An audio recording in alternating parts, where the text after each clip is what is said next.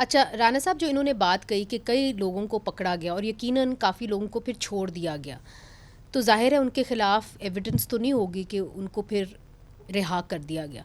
दूसरा वो कहते हैं जुडिशल कमीशन आप बना लें, दूध का दूध और पानी का पानी हो जाएगा। मगर मेरा जो अहम सवाल है वो ये है कि आज बड़ी एक अहम इन्फॉर्मेशन आई, और वो ये आई कि मोहम्मद अकरम जो डेप्यूटी जेल सुपरिटेंडेंट हैं अडियाला जेल के, उनसे एक फ़ोन बरामद हुआ और वो ये बताया जाता है कि उस फ़ोन के ज़रिए जो है जनरल फैज़ जो है इमरान ख़ान साहब का रब्ता बाकी दुनिया से करवाते थे।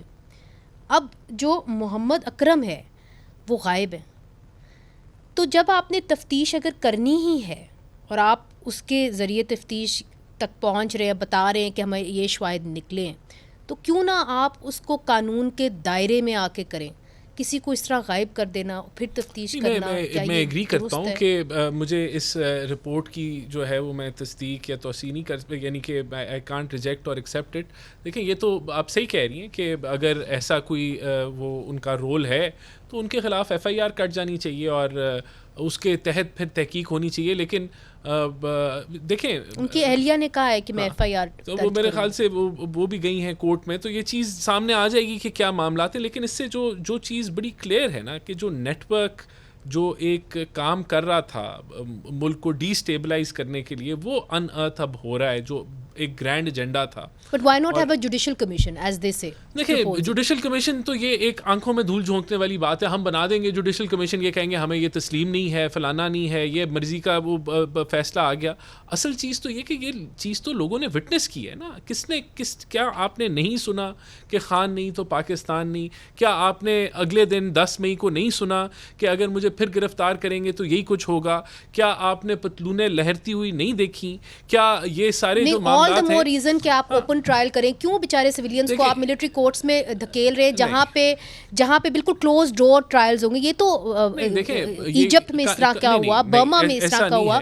अगर आप तकाजा चाहते हैं फेयर ट्रायल का, जो हमें हक देता है, हमारा आइन देता है, आर्टिकल 10 देता है, तो फिर उसके अंदर आप उसके तकाजे तो पूरे करें, आप ओपन ट्रायल तो करें ना। अगर मिलिट्री कोर्ट्स भी हैं मिसाल के तौर पे, तो वो भी एक आर्मी एक्ट के तहत चलते हैं और उसमें बड़ा स्पेसिफिक कॉज लिखा हुआ है कि जिसके तहत मिलिट्री कोर्ट्स में मामला जाएगा कि कोई आदमी फौजी तनसीबात के ऊपर हमला आवर हो या उसकी प्लानिंग या बैटमेंट के अंदर उसका रोल हो, नंबर 1। मगर सिविलियंस कहीं भी मिलिट्री कोर्ट्स में ट्राई नहीं होते दुनिया में। नहीं, ये आर्मी एक्ट है, हमारा ये आर्मी एक्ट है। फिर दूसरी चीज़ जो मैं इसमें जिसमें मैं पॉइंट करना चाहता हूँ, अगर आर्मी एक्ट के तहत किसी को सज़ा हो भी जाए तो फिर उसका राइट ऑफ अपील इन्हीं हाई कोर्ट्स के अंदर है, इन्हीं सुप्रीम कोर्ट के अंदर है। नतीजा आपने वकार सेठ की अदालत में पेशावर में देख लिया कि मेजॉरिटी जिनको सजाए मौत हुई वो कन्फेशनल स्टेटमेंट्स पे हुई, जो एडमिसिबल ही नहीं है। तो वो सब कुछ ओवरटर्न हो गया। अब वो मामला बैठा हुआ है।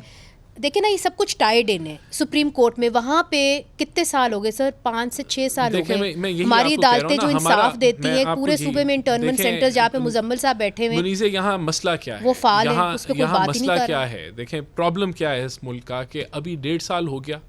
1.5 साल में अदालतों को एक भी जो है वो बंदा नहीं मिला जो 9 मई के वाक़यात के अंदर शामिल हो, जबकि हज़ारों की तादाद में सेल्फियाँ हैं, वीडियोस हैं, शवाहिद मौजूद हैं, लेकिन एक बंदे को भी ये हमारा मैं सिर्फ जुडिशरी का नहीं कहूँगा, मैं इसको जुडिशरी नहीं कहूँगा, मैं तो कहूँगा कि पुलिस से लेके प्रोसिक्यूशन से लेके जुडिशरी का सारा निज़ाम इतना गला हुआ है कि आज 1.5 साल बाद ये हमारा भी मौक़िफ़ है कि क्यों नहीं सज़ाएं हुई, क्यों नहीं एक आदमी भी आइडेंटिफाई हुआ जो 9 मई में मुलव्वस हो, जिसकी बुनियाद पे आज सियासत हो रही है। सर मिलिट्री कोर्ट्स पे कौन से जो 4 चांद लगे हुए हैं, वो जो आपको सजाएं देते हैं, वो सिविलियन कोर्ट्स कह देते हैं कि आपके शवाहिद ही ना काफ़ी थे या आपके शवाहिद कन्फेशनल स्टेटमेंट्स पे थे।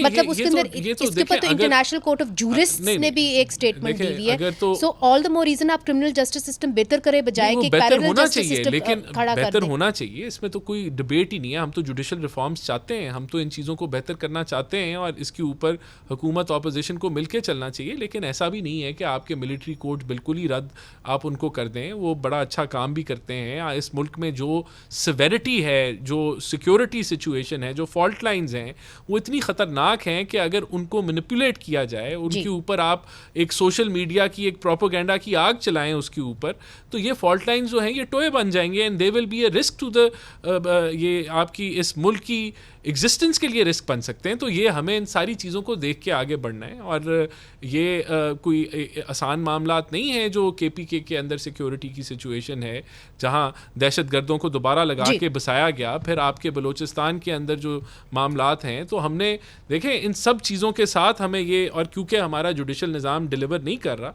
तो ये चीज़ें पैरेलल चल रही हैं। लेकिन मैं एग्री करता हूँ इस कॉन्सेप्ट से कि आपकी अगर जुडिशरी इतनी एफिशिएंट हो तो आपको ये बात, ये डिबेट ही ना हो।